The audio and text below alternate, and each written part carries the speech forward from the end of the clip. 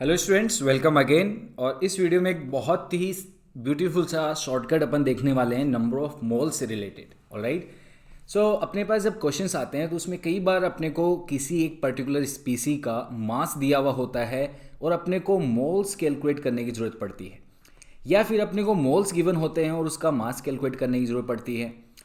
एक दूसरे टाइप के क्वेश्चंस में अपने को किसी स्पीसी के नंबर ऑफ पार्टिकल्स दिए हुए होते हैं और नंबर ऑफ मोल्स कैलकुलेट करने की ज़रूरत पड़ती है, या फिर नंबर ऑफ मोल्स से नंबर ऑफ पार्टिकल्स पे पहुंचने की ज़रूरत पड़ती है।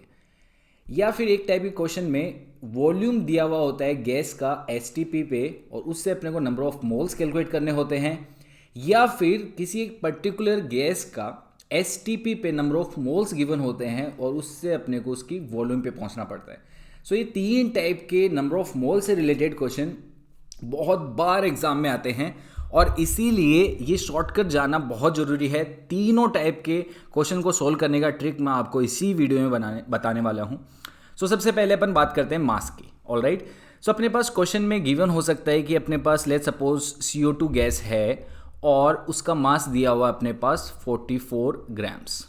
ऑलराइट, अब यहाँ से अपने को नंबर ऑफ मोल्स में कैसे पहुँचना है, उसके लिए अपने को फॉर्मूला यूज़ करना है। Number of moles is equals to mass, और ये मास होना चाहिए ग्राम्स में, divided by gram molecular mass, जिसको अपन GMM लिखते हैं, ग्राम मोलिकुलर मास। यहाँ से ऐसी कैलकुलेशन से आपके पास नंबर ऑफ मोल्स आएंगे। कैसे?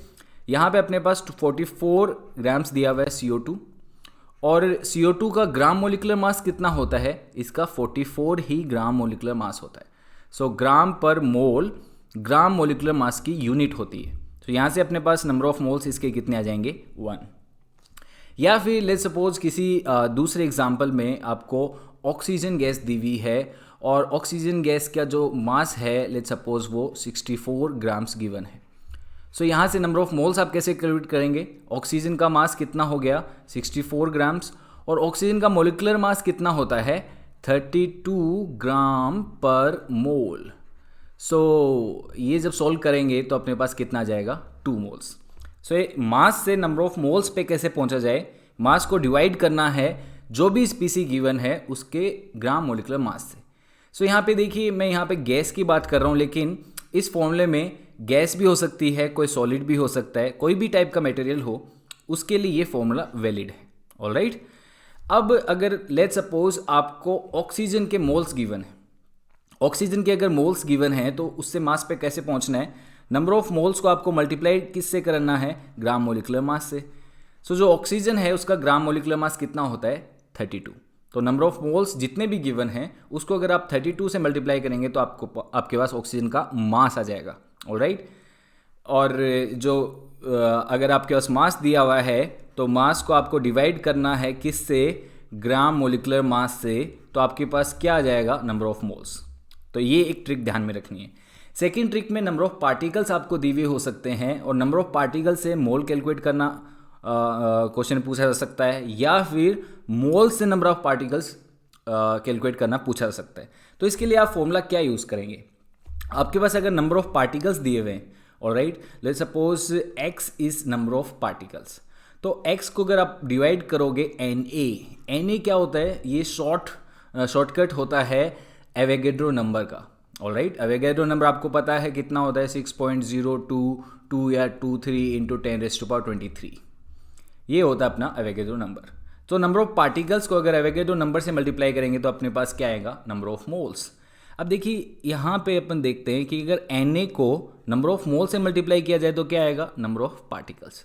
सो अगर अपने पास मोल्स दिए हुए हों तो मोल्स को मल्टीप्लाई करोगे किससे? Na यानी एवोगैड्रो नंबर से, आपके पास क्या आएगा? Number of particles. और अगर नंबर ऑफ पार्टिकल्स दिए हुए हैं जो कि अपन ने बोला है x, उसको अगर आप डिवाइड करोगे एवोगैड्रो नंबर से, आपके पास नंबर ऑफ मोल्स आएंगे। इसके लिए अपन एक क्वेश्चन सोल्व करते हैं। लेट्स सपोज अपने पास हाइड्रोजन गैस है। ऑलराइट, ये फॉर्मूला भी किसी भी स्टेट के लिए वैलिड है, सॉलिड लिक्विड गैस, किसी के लिए भी ये फॉर्मूला आप यूज़ कर सकते हैं। लेट्स सपोज अपने पास हाइड्रोजन गैस है और हाइड्रोजन गैस के पार्टिकल्स अपने को दिए हुए हैं लेट्स सपोज 12.04 इंटू 10⁻23। ये इसके पार्टिकल्स गिवन है। अगर आप इसको Na से डिवाइड करोगे तो अपने पास क्या आ जाएगा, हाइड्रोजन के नंबर ऑफ मोल्स। Na कितना है 6.023 इंटू 10⁻23, तो नंबर ऑफ मोल्स यहाँ पे कितने आ जाएंगे 2। ऑलराइट, और अगर अपने पास already number of moles given है कि हाइड्रोजन के नंबर ऑफ मोल्स 2 गिवन है, अब पूछा कि हाइड्रोजन मॉलिक्यूल का नंबर बताओ, कितने हाइड्रोजन के मॉलिक्यूल्स होंगे अगर हाइड्रोजन का मोल 2 हो, तो उसको अपन किससे मल्टीप्लाई कर देंगे, Na से। Na है 6.022 इंटू 10⁻23, इससे मल्टीप्लाई करेंगे तो अपने पास क्या आ जाएगा, नंबर ऑफ पार्टिकल्स।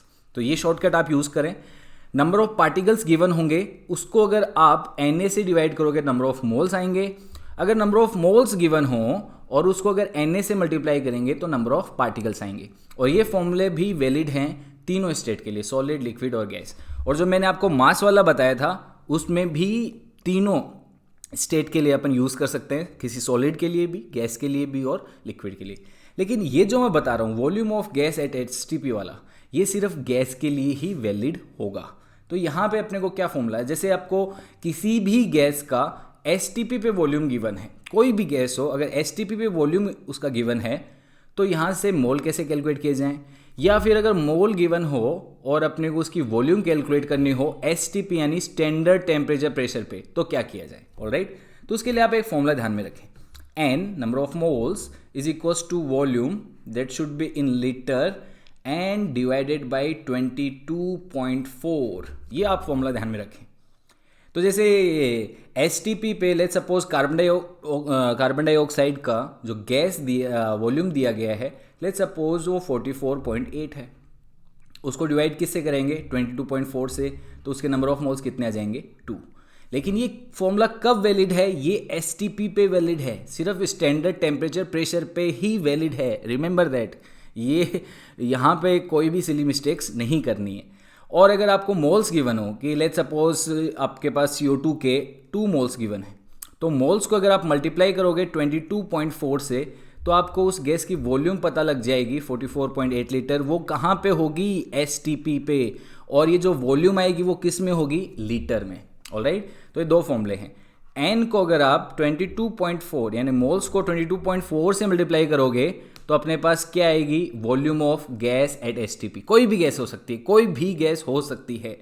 और अगर वॉल्यूम गिवन हो गैस का STP पे, तो उस वॉल्यूम को अगर डिवाइड करेंगे 22.4 लीटर से तो उस गैस के अपने पास मोल्स आ जाएंगे, कहाँ पे, STP पे।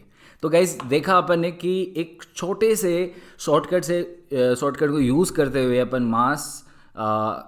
मास से मोल्स कैलकुलेट कर सकते हैं और मोल से मास कैलकुलेट कर सकते हैं, या फिर नंबर ऑफ पार्टिकल से मोल कैलकुलेट कर सकते हैं, या फिर मोल से नंबर ऑफ पार्टिकल कैलकुलेट कर सकते हैं, या फिर मोल से वॉल्यूम ऑफ गैस बता सकते हैं एट STP, या फिर volume of gas at STP given हो उससे मोल्स कैलकुलेट कर सकते हैं। तो ये 3 टाइप हैं जिससे रिलेटेड क्वेश्चन बहुत बार आपको एग्ज़ाम में मिलने वाले हैं, और इसीलिए मैंने इस पे वीडियो बनाया है।